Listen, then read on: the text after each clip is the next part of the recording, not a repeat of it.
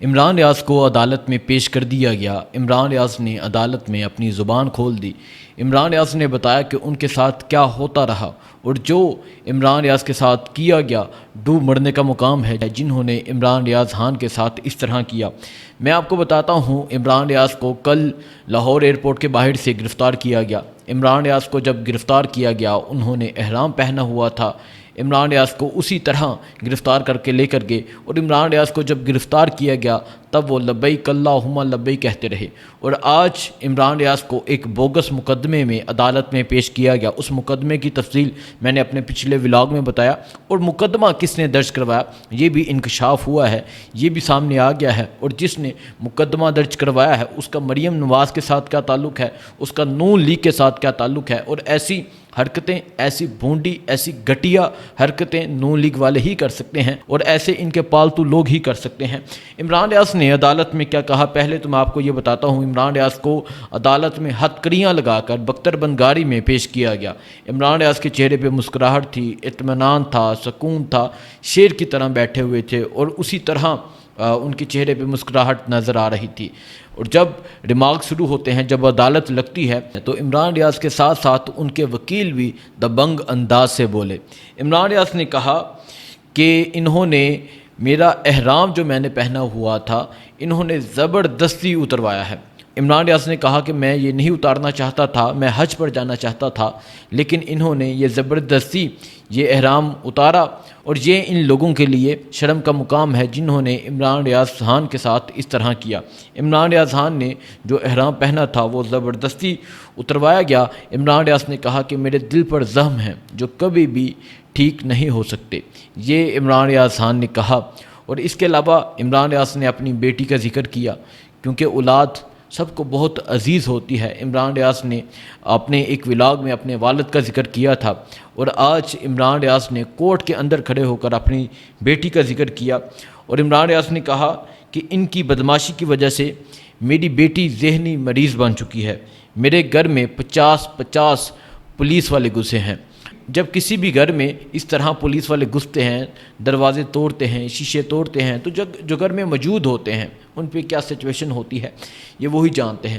لیکن ان پولیس والوں کو بھی شرم نہیں آتی، ان پولیس والوں کو بھی نہیں پتہ، اگر آپ نے کسی کو گرفتار کرنا ہے یا آپ کے پاس وارنٹ ہے تو آپ جائیں، جا کے گرفتار کریں، لیکن آپ جو رویہ اختیار کرتے ہیں یہ قابل مذمت رویہ ہے، جس پر آج عمران ریاض عدالت میں بولے۔ انہوں نے کہا کہ ان کے رویے کی وجہ سے میری بیٹی ذہنی مریض بن چکی ہے۔ اس کے علاوہ عمران ریاض نے کہا کہ انہوں نے زبردستی میرا احرام جو میں پہن کر حج کے لیے جا رہا تھا یہ اتروایا، اور انہوں نے کہا کہ میرے دل میں زخم ہے اور یہ زخم کبھی بھی ٹھیک نہیں ہو سکتے۔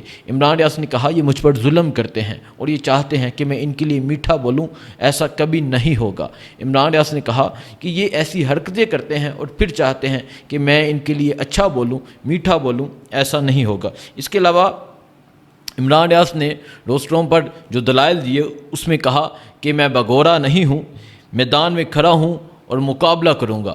جس طرح آپ کو پتہ ہے کہ اس ملک میں وہ لوگ جو وزیر اعظم 3 4 دفعہ وزیر اعظم بن چکے وہ بھاگ جاتے ہیں، لیکن ایک صحافی ان کو ٹکر کا صحافی ملا ہے، وہ شخص نہ کمزور ہوا ہے، وہ شخص نہ ٹوٹا ہے، اسی طرح وہ شخص قائم ہے جس طرح پہلے دن قائم تھا۔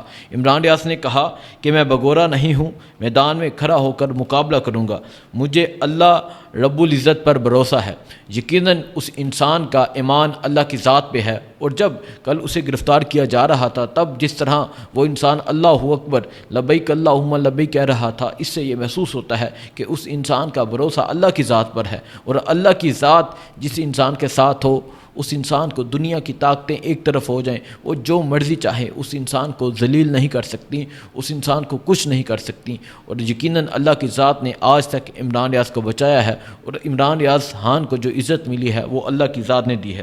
اس کے علاوہ میں آپ کو بتاتا ہوں ایڈوکیٹ اظہر صدیق جو کل عمران ریاض کے ساتھ موجود تھے، جنہوں نے بہت بہادری کا مظاہرہ کیا.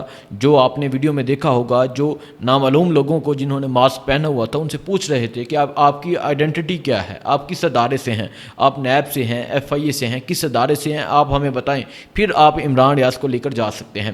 اور انہوں نے مزاحمت کی, انہوں نے کوشش کی کہ یہ عمران ریاض کو گرفتار نہ کریں, لیکن ایک باری نفری تھی, نامعلوم افراد بڑی تعداد میں تھے, پولیس باری نفری میں موجود تھی, انہوں نے ان کو دھکے دیے اور پھر عمران ریاض کو گرفتار کر لیا گیا. تو اظہر صدیق صاحب کہتے ہیں, انہوں نے کہا ہم پر پولیس نے ٹارچر کیا, لیکن ہم اس لیے جا رہے تھے کہ عمران ریاض کو حج پر جانا ہے, اور پولیس نے ہم پہ ٹارچر کیا. اور پولیس کے رویے کے بارے میں, اور جو لوگ ماسک پہنے ہوئے لوگ موجود تھے ان کے رویے کے بارے میں آپ کو بتاؤں, انہوں نے تقریباً وہاں 13 صحافی موجود تھے, اور 13 صحافیوں سے 17 موبائل چھین لیے, اور ابھی تک نہیں پتا وہ ان موبائلز کو لے کر کہاں گئے ہیں, وہ کہاں کس کے پاس موبائل ہے نہیں پتا.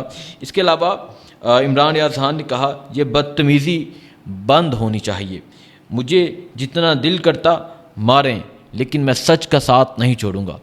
عمران ریاض خان نے یہ کہا کہ یہ بدتمیزی بند ہونی چاہیے, ایسا نہیں ہونا چاہیے, ان کا جتنا دل کرتا ہے یہ مجھے ماریں لیکن میں سچ کا ساتھ نہیں چھوڑوں گا.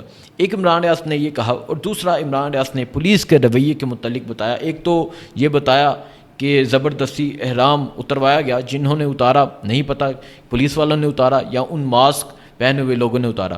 عمران ریاض نے پولیس کے حوالے سے کہا کہ رات کو میں نے پولیس والوں کو روتے ہوئے دیکھا, پولیس والے مجھے کہہ رہے تھے کہ اللہ سے دعا کریں کہ اللہ ہمیں معاف کر دے, ہم شرمندہ ہیں, ہم بہت مجبور ہیں, ہم نے آپ کو گرفتار کیا.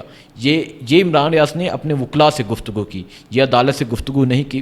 پولیس کے حوالے سے انہوں نے بتایا کہ پولیس والے رو رہے تھے اور وہ بہت شرمندہ تھے, وہ معافیاں مانگ رہے تھے اور مجھ سے بھی معافی مانگ رہے تھے, اور مجھے کہہ رہے تھے کہ اللہ کے ہاں دعا کیجیے گا کہ اللہ ہمیں معاف کر دے.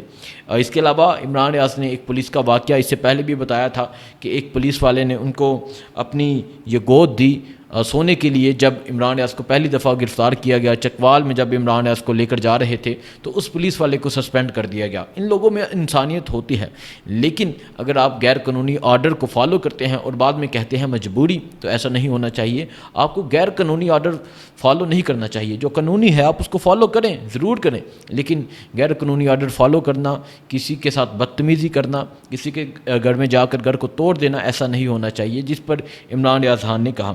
اس کے علاوہ میں آپ کو بتاتا ہوں کہ عمران ریاض کے وکیل نے کیا کہا. اس سے پہلے میں آپ کو اس انسان کے بارے میں بتاؤں گا, اس گھٹیا انسان کے بارے میں بتاؤں گا جس نے عمران ریاض خان پر مقدمہ درج کروایا.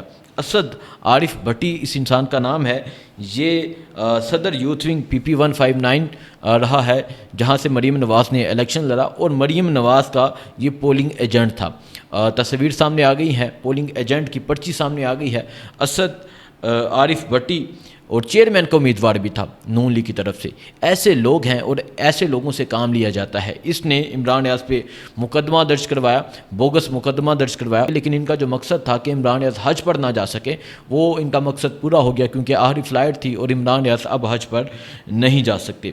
اس کے علاوہ میں آپ کو بتاؤں گا جو عمران ریاض کے وکیل نے جو دلائل دیے, زبردست دلائل دیے. عمران ریاض کے وکیل نے کہا عمران ریاض پر ایسے مقدمات بھی بنائے گئے جن کی سزا عمر قید یا سزائے موت بنتی تھی, اور انہوں نے ان مقدمات کی جو فہرست ہے وہ جج صاحب کے سامنے رکھ دی. اس کے علاوہ انہوں نے کہا کہ عمران ریاض خان کو 142 روز تک جبری طور پر لاپتہ کر کے اغوا رکھا گیا, اور ایسے بونڈے کیسز بنائے گئے کہ بنانے والوں کو بھی شرم اور حیا کرنی چاہیے. یہ میاں علی اشفاق صاحب نے کہا عمران ریاض خان پر گزشتہ 3 برس میں جتنے بھی کیسز بنائے گئے, یہ کیسز ان میں سے سب سے کمزور کیس ہے.